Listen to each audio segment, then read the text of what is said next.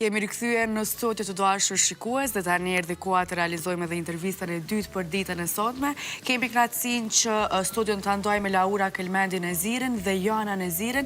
E Joana së fundmi ka promovuar veprën e saj me poezi të titulluar Ëndra ime. Mirëmëngjesi dhe mirë se keni ardhur në emisionin Alarm. Mirëmëngjesi, mirë se ju gjej. Po filloj me Joanën, Laura. Joana, si lindi ideja për librin Ëndra ime dhe u koni ëndër që e ke pas ti prej kohësh për me realizu? Unë që kur kam qenë e vogël, kam shënuar poezi për ditë të festash dhe për ndonjë ditëlindje. Dhe kohën e fundit kam shënuar në klasë pas çdo mësime që ka qenë i mirë të jetë edhe poezi për të. Edhe të gjitha i kam lexuar para nxënësve të klasës. Mësuesës time i kam pëlqyer shumë edhe më ka thënë që të gjitha ti mbledh në një fletore të veçantë dhe pse jo në të ardhmen ta botoj një libër. Dhe ka qenë ëndra ime gjithmonë. Po, e mban mend poezinë e parë që e ke shkruajt edhe e ke përfshime në librin tënd Ëndra ime? Poezia ime parë ka qenë poezia dedikuar mësuesës sime, si shenjë mirë njohje për përkushtimin e saj për ne, dhe e kam të përfshirë në librin tim. Sa mirë. Sa mirë. Laura, kur e zbulove ti që Joana po ka dëshirë, pasion edhe njëkohësisht edhe talent për me shkruajt? Fillimisht ju falenderoj edhe një herë për mundësinë që na keni dhënë mua dhe Janës. Janën dhe talentin e saj për të shkruar poezi dhe ese të ndryshme kam vrejtur qysh kur ka qenë e vogël në klasën e 2 dhe 3, duke asistuar në detyrat e saj shkollore dhe kam vrejtur që ka një pasion dhe një talent të veçantë për të shkruar dhe normalisht unë si nan e kam përkrarë në çdo moment, pasi që edhe vetë me profesion jam gjutare dhe ja kam ditë edhe më shumë vlerën kësaj pjese, sepse unë e mendoj që libri është pasuri e trurit dhe është shoku më i mirë i jetës, ashtu si kur trupi që ka nevojë për ushqim, njëjtë edhe truri jonë ka nevojë të ushqehet me dituri dhe me shprehje të ndryshme, por është fat dhe krenari e madhe të jesh prind i Janës, sepse është një fëmijë shumë i mbar, shumë kurreshtare dhe shumë punëtore. Edhe pa asnjë përtesë, unë e mbështet Janën në çdo hap të saj dhe do të jem gjithmonë mbrapa saj. Para se me u publiku libri, po besoj e ke lexu njëherë jo si prind e keni kqyr. Çush ka qenë reagimi jot kur i ke pa krejt poezitë e Janës? Patjetër që e kam lexu, faktikisht edhe e kam korrigju, sepse unë jam ajo që ja kam lekturuar librin Janës. Ka qenë një ndjenje pa përshkruar, por edhe emocion. Ka pas raste se pa e marrë une me korrigju, nuk e kam ditas që ka shkru Jana, dhe shpesh ka ndodhë që më kanë rjedhur edhe lot nga emocionet, sepse të gjitha poezit e Janës janë të shkruara nga përjetimet e saj. Jana, promovimi i librit ndodhi pikërisht gjatë përmbylljes festive të klasave të pesta. Si e përjetova pak a shumë atë eksperiencë në pika të shkurta? Kam pasur shumë emocione para se të hyj në skenë dhe ta promovoj, se nuk e kam ditur se a do t'jetë fjalimi im i mirë dhe si do e presin prindërit, por kur kam hyrë në skenë, më janë larguar të gjitha dhe falenderoj Zotin që mi largoj, sepse emocionet sjellin gabime. Dhe jam dirë shumë e kënaqur dhe krenore nga mbështetja që ka marrë dhe nga prindërit e tjerë, përveç prindërve të mi që ajo është e padiskutueshme. Po kush ka qenë nxitsi më i madh i jote si poete e vogël kështu?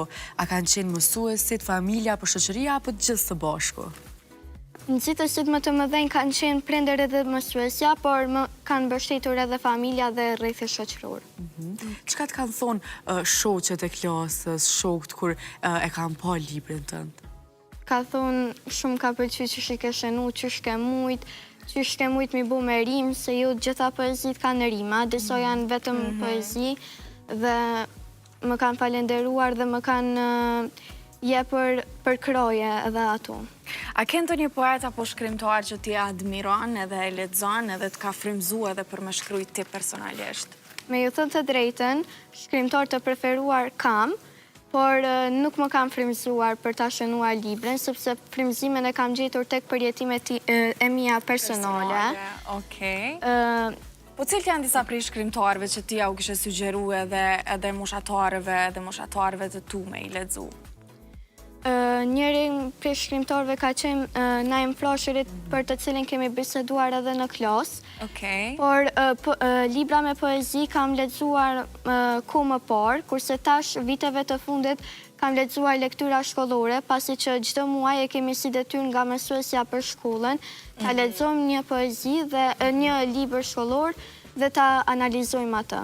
Perfekt, shumë mirë. Joana nuk ka ardhur thot sot, ka ardhur edhe me një poezi për ATV-n, kështu që Joana për me e përfundu edhe me e përmbyll këtë intervistë në mënyrën më të mirë të mundshme, kisha dashur që ti me e lexu, okej? Joana, edhe lent të cekët që e ka shkruajt dje mbrëma, po?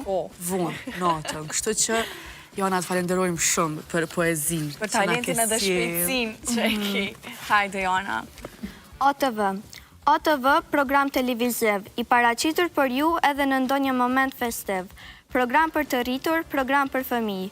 Është bërë një antar i ri në çdo shtëpi. Në mëngjes drek e mbrëmje, po na bën të lumtur. Çketi në mendje që ta bësh programin e bukur. Shumë faleminderit, Joana. Shumë faleminderit.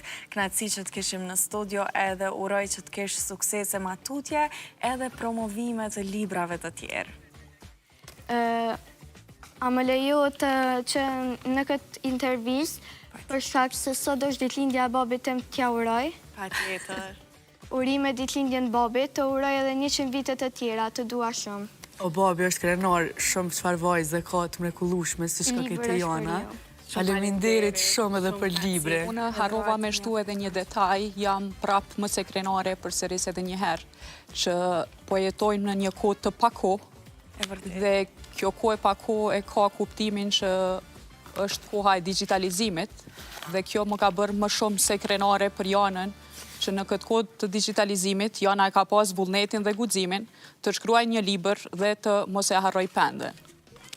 Shumë faleminderit, Laura. Kam edhe një mesazh për fëmijët dhe të rriturit, që të ndjekin ëndrrën e tyre, sepse nuk është turp të ndjekësh ëndrrën, turp është të dorëzohesh.